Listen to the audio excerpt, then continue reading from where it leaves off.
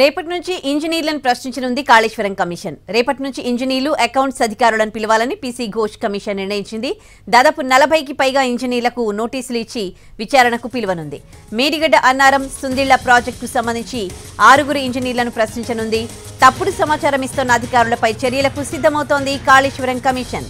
Prevention of corruption act లో భాగంగా criminal చర్యలు తీసుకునే ఆలోచన చేస్తోంది.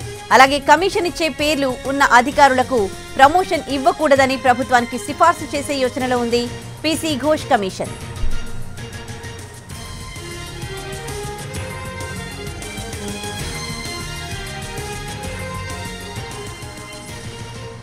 రేపటి నుంచి ఇంజనీర్లను ప్రశ్నించనుంది కాళేశ్వరం కమిషన్. ఇప్పటికే నోటీసులు కూడా అందినట్లు తెలుస్తోంది. వాళ్ళని విచారించనుంది. ఇక ఇదే అంశానికి సంబంధించి పూర్తి డీటెయిల్స్ మా ప్రతినిధి సుధీర్ అందిస్తారు. సుధీర్, ఈ కాళేశ్వరం ఇంజనీర్ల చుట్టూ ఉచ్చు బిగిస్తోంది అని అనుకోవచ్చా? విచారణ ఏ విధంగా ఉండబోతోంది? డీటెయిల్స్ ఏంటి?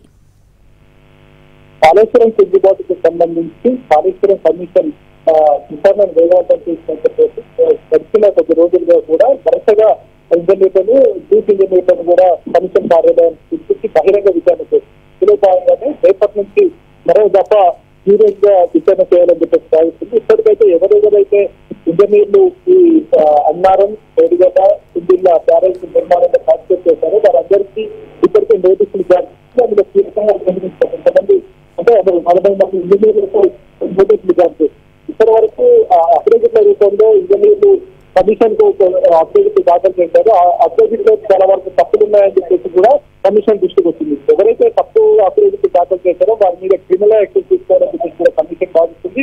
ఇందుకు సంబంధించి అవసరమైతే వీటి మీద క్రిమినల్ కేసులు పెట్టేందుకు కూడా ఆలోచన చేస్తుంది.